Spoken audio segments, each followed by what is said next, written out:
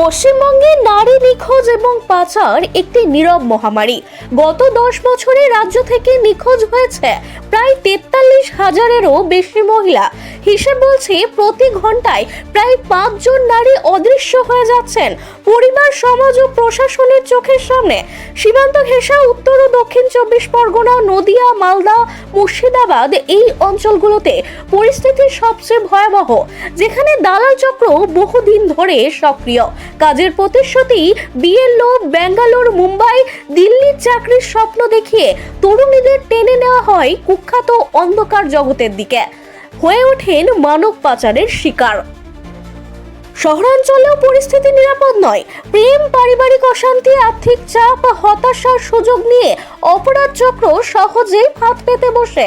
উদ্ধার হয় কিছু মানুষ, কিন্তু প্রকৃত সংখ্যা আজও পরিষ্কার নয়, কারণ নথিভুক্ত তথ্যের বাইরে রয়েছে হাজারো অজানা কান্না। এই বাস্তব প্রেক্ষাপটেই তৈরি হচ্ছে শর্ট ফিল্ম আড্ডা, নারী পাচারের বিরুদ্ধে মানবিক প্রতিবাদ ও সচেতনতার এক উদ্যোগ। শুটিং জোর কদমে চলছে। ডিসেম্বরে মুক্তি পেতে চলেছে তথ্যচিত্রটি। উদ্দেশ্য একটাই, সমাজকে প্রশ্ন করা, সতর্ক করা এবং ভাবতে বাধ্য করা। কারণ এক কথাই সত্য, যতদিন না আমরা সবাই একসাথে দাঁড়াচ্ছি, ততদিন থামবে না এই হারিয়ে যাওয়া মানুষের সংখ্যা। যে আজকে সারা ভারতবর্ষে যে আমাদের এমনই একটা রিপোর্ট, যেটা পশ্চিমবঙ্গ সরকার থেকে কেন্দ্রের কাছে গেছে এবং কেন্দ্র সিলমোহর দিয়েছে, যে সেখানে প্রতি ঘন্টায় 5 জন করে মহিলা পশ্চিমবঙ্গ থেকে হারিয়ে যাচ্ছে। এখন প্রশাসন কাজ করছে, যার জন্য এই রিপোর্ট আসছে, উদ্ধার হচ্ছে, কিন্তু এটা তো বন্ধ করতে হবে। রাজা রামমোহন রায়ের এটা বাংলা, এটা রবীন্দ্রনাথের বাংলা, এটাকে তো বন্ধ করতে, বিদ্যাসাগরের বাংলা এটা। এবং এর জন্য একটা প্রয়োজন যেটা, সেটা প্রশাসন সরকার তার কাজ করবে, কিন্তু তার থেকে বড় কথা প্রশাসন সরকার করে তো মানুষ। সে মানুষ যদি সচেতন না হয়, এটা তো সম্ভব না। ফলে আমরা প্রণব বাবুর সঙ্গে, এবং অবশ্যই দেবাশিসকে অসংখ্য ধন্যবাদ যে এইরকম প্রপোজালটা ওর কাছ থেকে প্রথম আসে। আমরা শান্তিনিকেতনে রবীন্দ্রনাথের মাটি ছুঁয়ে এই বার্তা সবাইকে দিতে চাই যে এই ছবিতে একটা দ্বন্দ্ব আছে। সেই দ্বন্দ্বটা হলো যে কতকগুলো বুদ্ধিজীবী শিক্ষিত মানুষ তারা একমত হতে পারছে না যে আমরা একটা অপহৃত নারীকে উদ্ধার করতে যাব কি যাব না। এবং শেষমেশ জয় হয় সেই রাজা রামমোহনের, সেই বিদ্যাসাগরের, সেই রবীন্দ্রনাথের। তারা তাকে উদ্ধার করে, তার মানে কি, রাজা রামমোহন, বিদ্যাসাগর, রবীন্দ্রনাথ এটা বাঙালির হৃদয়, এরা মানুষের হৃদয়, এরা আমাদের বিবেক। সেই বিবেকের কথা আজকে এদের মাধ্যমে আমরা পঞ্চবন তার পাশে থাকতে পেরে আমরা গর্বিত।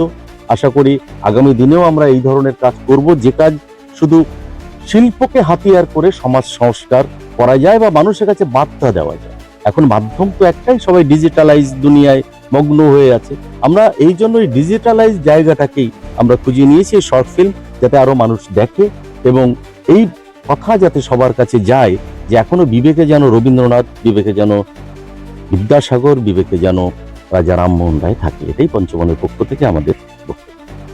প্রতিদিন সংবাদপত্রে দেখতে পাচ্ছেন যে কিশোরী মেয়েরা এবং ছোট ছোট মেয়েদের, তাদের যে হঠাৎ হঠাৎ তারা হারিয়ে যাচ্ছে।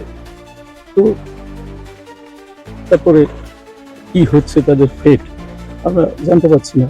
যেটুকু যারা রেস্কিউ হয় তাদের কাছ থেকে জানতে পারি যে তারা কোথাও বিক্রি হয়ে গেছে।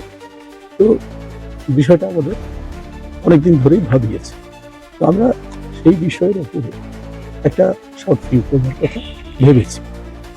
তো সেটাকে আমরা এভাবে করেছি, এই ভাবনাটাকে যদি এই সময়ে একেবারে ইয়াং ছেলে মেয়েদের, তরুণ তরুণীদের ভেতর থেকে সেই সচেতনতা জাগিয়ে দেওয়া যায়, সেই জন্য আমরা এইরকম একটা আড্ডার মেজাজে একটা ছবি তৈরি করেছি। মহিলাদের উপর কি কি ঘটছে প্রত্যেক মুহূর্তে, প্রতিনিয়ত, সেটা প্রথম আমি এসেছিলাম এখানে পঞ্চবনে। তাপসদা আমার সামনে আড্ডার ছলে, কথার সূত্রে এরকম একটা প্রসঙ্গ বলেন যে দেখো প্রত্যেক মুহূর্তে মহিলাদের উপর নানা রকম নির্যাতন হচ্ছে, সে মানে গার্হস্থ্য হিংসা হোক, নানা রকম অপহরণ ইত্যাদি।